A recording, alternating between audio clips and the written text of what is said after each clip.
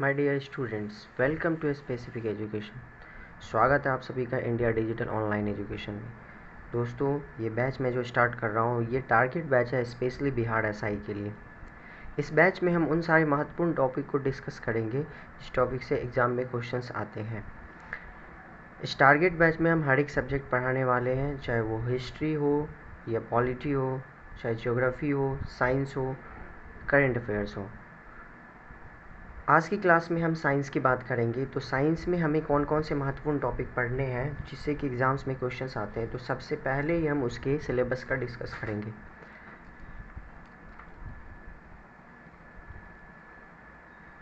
Science विज्ञान विज्ञान को आप जानते हैं कि हम 3 पार्ट में पढ़ते हैं: फिजिक्स, केमिस्ट्री एंड बायोलॉजी, भौतिकी विज्ञान, रसायन विज्ञान एंड जीव विज्ञान। तो सबसे पहले हम यहाँ पे जो सिलेबस की बात करने वाले हैं वो हम फिजिक्स के सिलेबस की बात करने वाले हैं।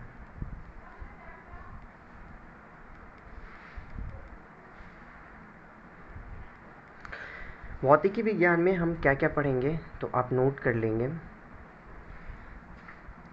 भौतिकी विज्ञान में हमारे कुछ महत्वपूर्ण टॉपिक्स हैं जिससे क्वेश्चंस आते हैं, वो हमें पढ़ना है।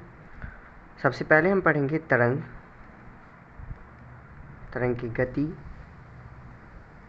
और ध्वनि के बारे में। जैसे ये चैप्टर कंप्लीट होगा, हमारा सेकेंड चैप्टर होगा प्रकाश। प्रकाश चैप्टर ख़त्म होते ही हमारा जो नेक्स्ट चैप्टर होगा वो होगा महत्वपूर्ण उपकरण एवं उनके कार्य। अगला टॉपिक होगा महत्वपूर्ण मात्रक। अगला टॉपिक होगा ऊष्मा। अगला टॉपिक होगा विद्युत।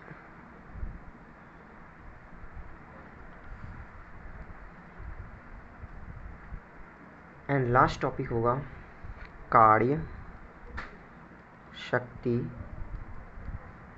एवं ऊर्जा। तो दोस्तों, ये वो सारे महत्वपूर्ण टॉपिक है फिजिक्स के जिससे कि एग्ज़ाम में क्वेश्चंस आते हैं। तो हम इन सारे टॉपिक्स को एक एक करके पढ़ने वाले हैं और इससे भी आप कुछ क्वेश्चंस भी करेंगे। एक टॉपिक ख़त्म होते ही उसके क्वेश्चंस भी करवाएंगे। इसके अलावा अब हम बात कर रहे हैं दूसरे सब्जेक्ट के सिलेबस की। तो फिजिक्स के बाद हम केमिस्ट्री देखेंगे। केमिस्ट्री यानी रसायन विज्ञान। रसायन विज्ञान में हमारे जो महत्वपूर्ण टॉपिक्स होंगे उसमें सबसे पहले ही हम पढ़ेंगे परमाणु संरचना।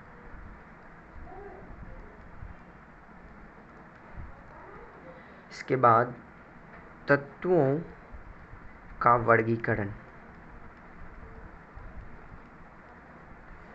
इसके बाद हमारा अगला टॉपिक होगा धातु। धातु में महत्वपूर्ण धातु एवं उनके अयस्क।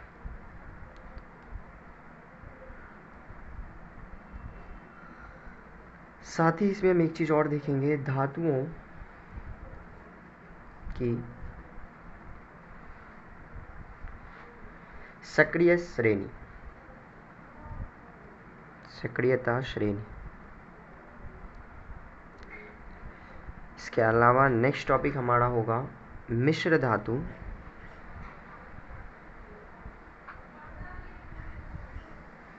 एवं उनके घटक। मिश्र धातु एवं उनके घटक। इसके अलावा हमारा जो अगला ही टॉपिक होगा मिश्र धातु उनके घटक के बाद वो होगा महत्वपूर्ण रासायनिक यौगिक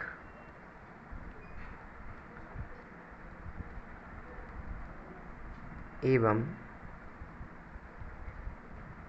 उनके उपयोग। और रसायन विज्ञान में हमारा जो लास्ट महत्वपूर्ण टॉपिक होगा वो है कांच का रंग एवं मिश्रित पदार्थ और इसका उपयोग। तो ये हमारे कुछ महत्वपूर्ण टॉपिक्स हैं रसायन विज्ञान से, जिससे कि एग्जाम्स में क्वेश्चंस आते हैं। लास्ट हम बात कर लेते हैं बायोलॉजी की।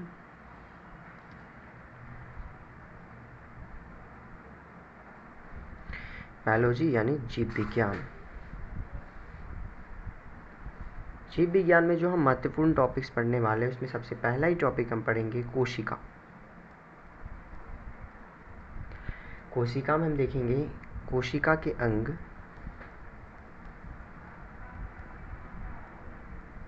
एवं उनके कार्य।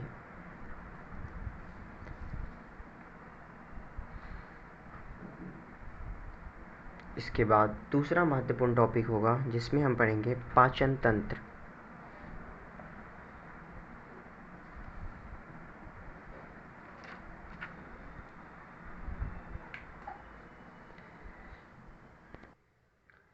इसके बाद जो हमारा टॉपिक होगा वो होगा तंत्रिका तंत्र। इसके बाद महत्वपूर्ण टॉपिक होगा रक्त परिसंचरण तंत्र।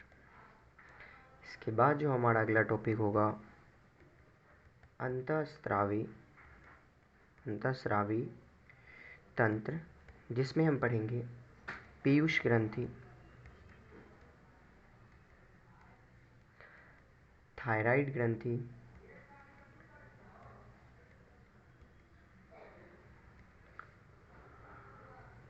और अधिवृक्क ग्रंथि के बारे में।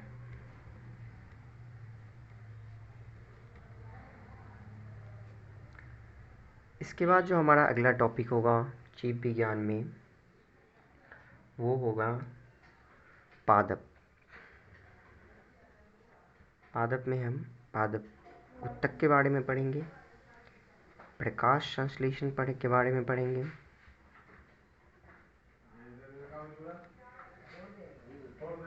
पादप हार्मोन के बारे में पढ़ेंगे। इसके बाद जो हमारा अगला महत्वपूर्ण टॉपिक होगा वो होगा विटामिन। आप जानते हैं जो विटामिन से अक्सर बहुत सारे क्वेश्चन हर एक एग्जाम में आते ही रहते हैं। विटामिन में हम उसके रासायनिक नाम देखेंगे, कुछ महत्वपूर्ण विटामिन के रासायनिक नाम,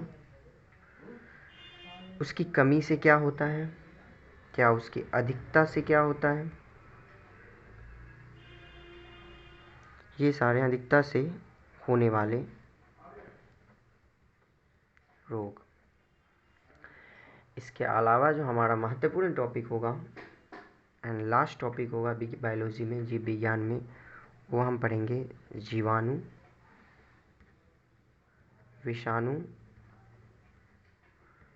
कवक, प्रोटोजोआ से होने वाली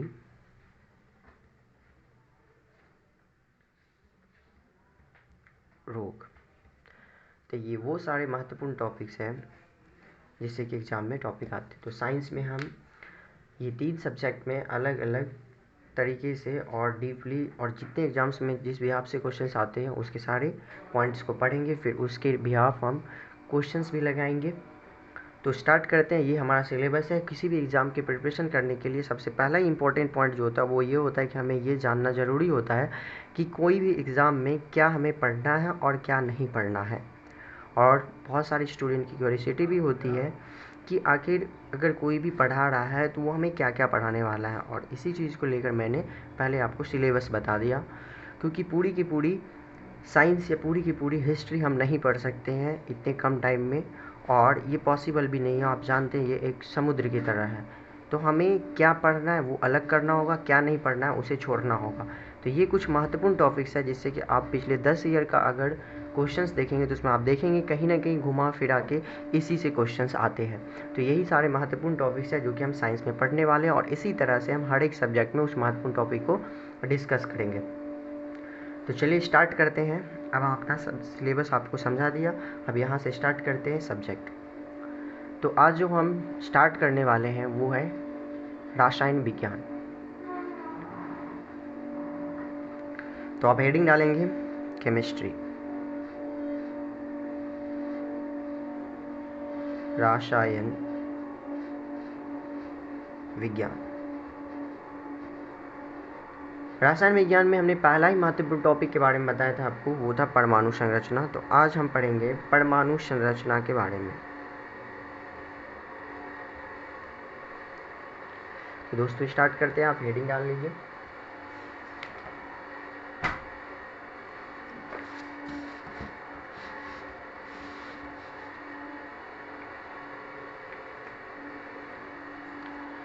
चलिए तो स्टार्ट करते हैं परमाणु संरचना। सबसे पहला ही वर्ड आता है परमाणु क्या होता है। तो देखिए परमाणु वो सूक्ष्मतम कण है, जो कि किसी भी केमिकल रिएक्शन में पार्ट लेता है, यानी भाग लेता है। यानी आप बोल सकते हैं जो केमिकल रिएक्शन में छोटे से छोटे कण जो भाग लेता है उससे सूक्ष्मतम कण नहीं हो सकता है, उसी को परमाणु कहते हैं। यानी आप परमाणु के बारे में सिंगल लाइन में ऐसे बोल सकते हैं, तत्व के जो सूक्ष्मतम कण होते हैं जिससे अणु बनते हैं उसी को हम परमाणु कहते हैं। ठीक है, तो आप समझेंगे जो तत्व के सूक्ष्मतम कण जो होते हैं उसे अणु कहते हैं। और यही अणु जब किसी केमिकल रिएक्शन में पार्ट लेता है तो उस केमिकल रिएक्शन में बिना विभाज्य हुए, बिना टूटे हुए जब पार्ट लेता है तो अब हम इसी को परमाणु कहते हैं। ध्यान रखिएगा, जो अणु या परमाणु जो है ये एटम विभाजित होता है, लेकिन 19वीं सेंचुरी से पहले हम ऐसा जानते थे कि जो एटम विभाजित नहीं होता है, एटम वो स्मॉलेस्ट पार्टिकल है, यानी वो छोटा से छोटा कण है जिसको डिवाइड नहीं किया जा सकता है। लेकिन 19वीं शताब्दी के बाद ये चीज़ पता चल गया है कि जो एटम भी डिवाइड होता है, एटम के भी बहुत अति सूक्ष्म कण होते हैं। तो दोस्तों यहाँ पे हम उसकी भी डिस्कस करेंगे आगे। तो यहाँ पे आप बस इतना ध्यान रखेंगे, जो परमाणु क्या होता है, तो परमाणु किसी तत्व के वो सूक्ष्मतम कण होते हैं जो विभाज्य नहीं होता है रासायनिक अभिक्रिया में, उसी को हम परमाणु कहते हैं। ध्यान रखेंगे। इसके बाद जो हमारा अगला पॉइंट होगा, इम्पोर्टेंट पॉइंट, वो है जो परमाणु का आकार। तो परमाणु के आकार में आप याद रखेंगे, क्योंकि यहाँ पे हम सारी की सारी चीज़ों को डिटेल में पढ़ने वाले नहीं हैं, बस वही महत्वपूर्ण पॉइंट्स को पढ़ेंगे जिससे कि एग्जाम्स में क्वेश्चंस आते हैं, इसीलिए हम आपको वही महत्वपूर्ण पॉइंट्स पढ़ाएंगे। तो आप याद रखेंगे परमाणु में सबसे छोटा परमाणु हाइड्रोजन का होता है। अगर आपसे पूछा जाए आकार के हिसाब से तो सबसे छोटा आकार जो होता है, सबसे छोटा आकार का परमाणु हाइड्रोजन का होता है।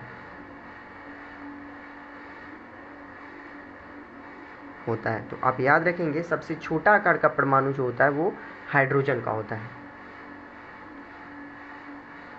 हाइड्रोजन के परमाणु के बारे में अगर मैं आपको बताना चाहूँगा तो हाइड्रोजन के परमाणु की जो त्रिज्या होती है वो होती है 0.28 माइक्रोन। 0.28 माइक्रोन ये परमाणु की त्रिज्या होती है। परमाणु जो होता है हाइड्रोजन का उसकी त्रिज्या होती है। इसके अलावा जो भी परमाणु है उसकी त्रिज्या जो होती है 0.7 माइक्रोन से 2.5 माइक्रोन के बीच होता है। जो हाइड्रोजन का परमाणु है इसका आकार, त्रिज्या कितना होता है, 0.28 माइक्रोन। तो ये था इंपॉर्टेंट पॉइंट हाइड्रोजन परमाणु का। अब हम बात करते हैं परमाणु के भार की। अगर आपसे क्वेश्चन पूछा जाएगा कि सबसे हल्का परमाणु कौन सा होता है, तो इसमें भी आप याद रखेंगे जो हाइड्रोजन का परमाणु होता है ये सबसे हल्का परमाणु होता है, यानी जो परमाणु में सबसे हल्की भार की परमाणु होती है वो भी हाइड्रोजन ही होता है। तो आप लिख लेंगे परमाणुओं में सबसे हल्का परमाणु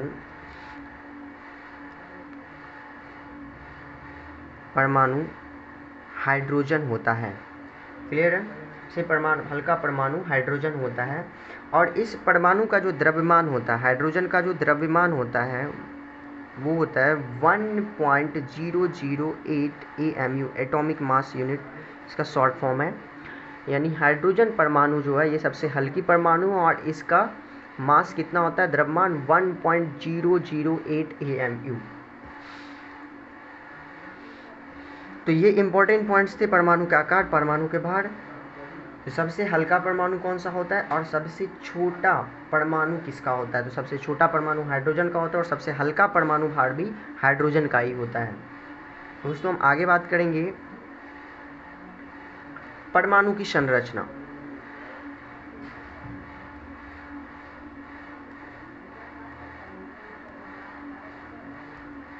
तो सबसे पहले थोड़ा सा पॉइंट इसके बारे में जान लेते हैं, परमाणु की संरचना के बारे में। देखिए, मैंने जैसा आपको बताया था कि 19वीं सेंचुरी से पहले हम ऐसा मानते थे जो परमाणु जो है वो ऐसा सूक्ष्मतम कण है जो विभाज्य नहीं किया जा सकता, यानी अविभाज्य कण है। लेकिन 19वीं शताब्दी के लास्ट टाइम में, यानी आप बोल सकते हैं अंतिम दशक के समय, कुछ वैज्ञानिकों की खोजों से यह पता चला कि परमाणु भी स्वयं विभिन्न प्रकार के बहुत छोटे छोटे कण से बने हुए हैं। तो आप याद रखेंगे, जो परमाणु भी बहुत छोटे छोटे अति सूक्ष्म कण से बने होते हैं, जो कि हमें 19वीं सेंचुरी तक पता नहीं था। लेकिन 19वीं शताब्दी के लास्ट दशक आते आते कुछ वैज्ञानिकों की खोज करने पर ये चीज़ हमें पता चल गया, जो परमाणु भी अति सूक्ष्म कण के बने होते हैं। दोस्तों साथ ही आप ये चीज़ ध्यान रखिएगा, जो परमाणु जो होते हैं वो जो अति सूक्ष्म कण के बने होते हैं, तो वो कौन कौन से अति सूक्ष्म कण होते हैं? तो परमाणु की संरचना जो होती है वो अति सूक्ष्म कण से बनी होती है। याद रखेंगे, परमाणु अति सूक्ष्म कण से बना होता है।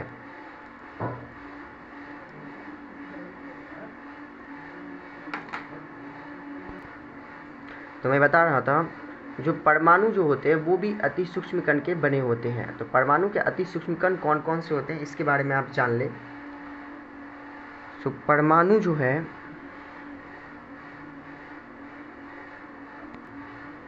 परमाणु अति सूक्ष्म कण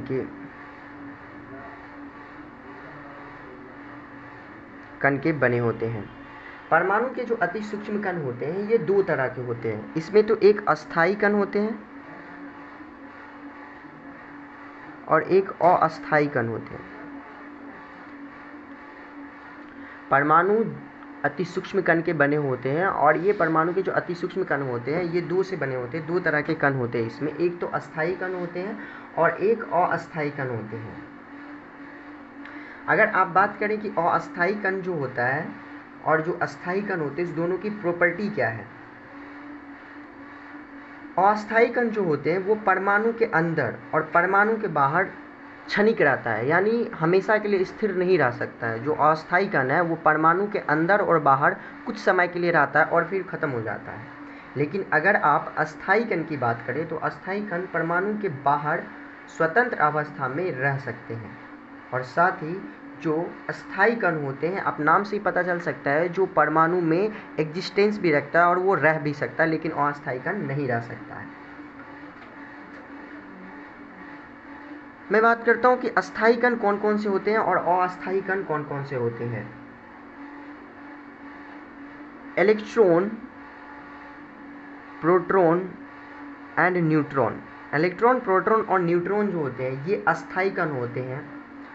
और अगर आपसे पूछा जाए कि परमाणु में मूल कण कौन कौन से हैं, तो इसी इलेक्ट्रॉन, प्रोटॉन, न्यूट्रॉन को हम मूल कण भी कहते हैं। तो आप ध्यान रखेंगे, जो परमाणु अति सूक्ष्म कण के बने होते हैं, जो दो तरह के कण से बने होते हैं, अस्थायी एंड अस्थायी कण, जिसमें इलेक्ट्रॉन, प्रोटॉन और न्यूट्रॉन जो है वो अस्थायी कण है और इसको मूल कण भी कहा जाता है। आप ध्यान रखेंगे, जो इलेक्ट्रॉन, प्रोटॉन, न्यूट्रॉन है इसे मूल कण भी कहा जाता है। इसके अलावा अस्थायी कण जो होते हैं इसमें कौन कौन से होते हैं, तो आप ध्यान रखेंगे, इसमें होते हैं पॉजिट्रॉन, न्यूट्रिनो, एंटी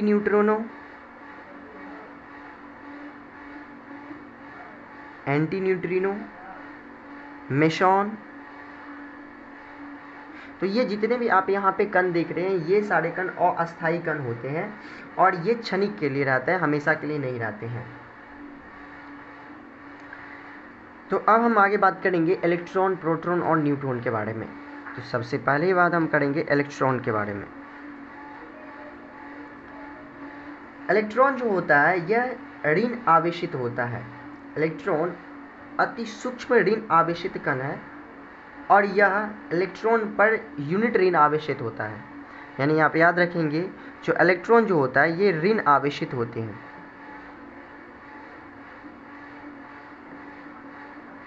इलेक्ट्रॉन ऋण आवेशित होते हैं। दूसरा एक पॉइंट आप याद रखेंगे, जो इलेक्ट्रॉन की जो खोज की थी, इलेक्ट्रॉन की खोज किसने की थी? तो इलेक्ट्रॉन की खोज 1897 में जे टॉमसन ने की थी। इलेक्ट्रॉन की खोज 1897 में जे टॉमसन ने की थी। इसके अलावा प्रोटॉन से आप याद रखेंगे, जो प्रोटॉन है ये प्रोटॉन धन आवेशित कण होते हैं। धन आवेशित जो प्रोटॉन है ये धन आवेशित कण होते हैं। और प्रोटॉन की खोज किसने की थी? तो प्रोटॉन की खोज गोल्डस्टीन ने की थी। प्रोटॉन की खोज गोल्डस्टीन ने की थी। इलेक्ट्रॉन ऋण आवेशित कण होते हैं जिसकी खोज जे टॉमसन ने की थी, और प्रोटॉन धन आवेशित कण होते हैं जिसकी खोज गोल्डस्टीन ने की थी। नेक्स्ट हम बात करेंगे न्यूट्रॉन की।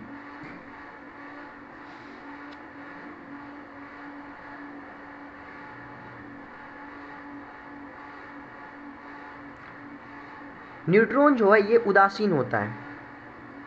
उदासीन होता है यानी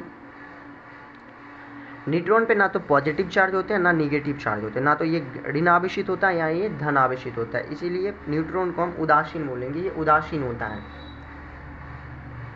न्यूट्रॉन की खोज किसने की थी? न्यूट्रॉन की खोज 1932 में एक इंग्लिश साइंटिस्ट थे, जेम्स चैडविक।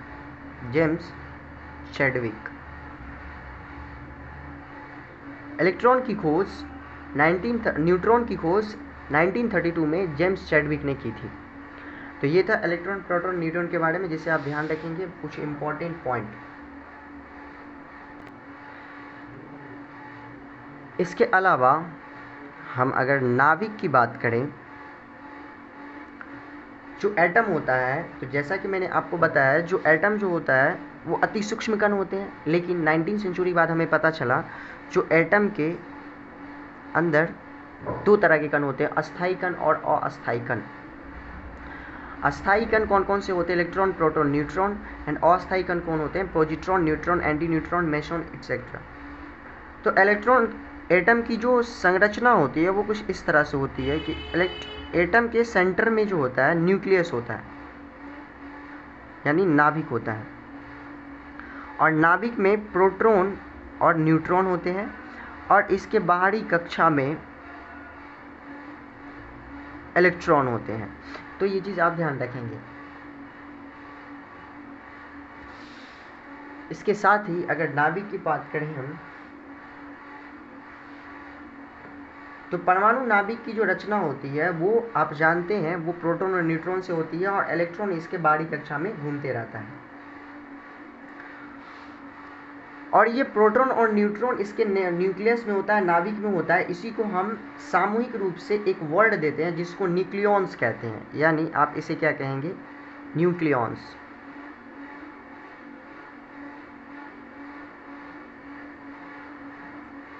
इसे हम न्यूक्लियॉन कहते हैं, क्योंकि यहाँ पे जो इस परमाणु के घटक है, यानी इसके अंदर जो नाभिक में और स्थायी कण है वो कौन कौन से है? प्रोटॉन और न्यूट्रॉन है।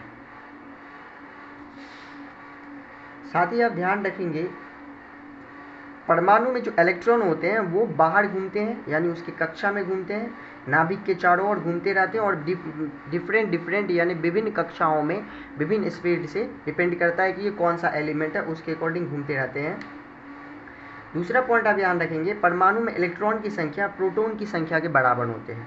परमाणु में इलेक्ट्रॉन की संख्या जो होती है, नंबर ऑफ इलेक्ट्रॉन आप बोल सकते हैं, number of electron equal to number of proton. यानी किसी भी परमाणु में जितने उसके इलेक्ट्रॉन की संख्या होगी उतनी उसके प्रोटॉन की संख्या होगी। इसीलिए जो परमाणु होता है परमाणु का नाभिक होता है, या आप ऐसा बोल सकते हैं जो उसका नाभिक होता है, न्यूक्लियॉन्स होता है, वो उदासीन होता है। इसीलिए परमाणु जो होता है ये विद्युत उदासीन होता है। यही रीज़न है जो परमाणु विद्युत उदासीन होता है। तो दोस्तों आज की क्लास यहीं पे स्टॉप करते हैं। इससे आगे की जो है वो हम नेक्स्ट क्लास में करेंगे। Bye bye, take care, have a nice day.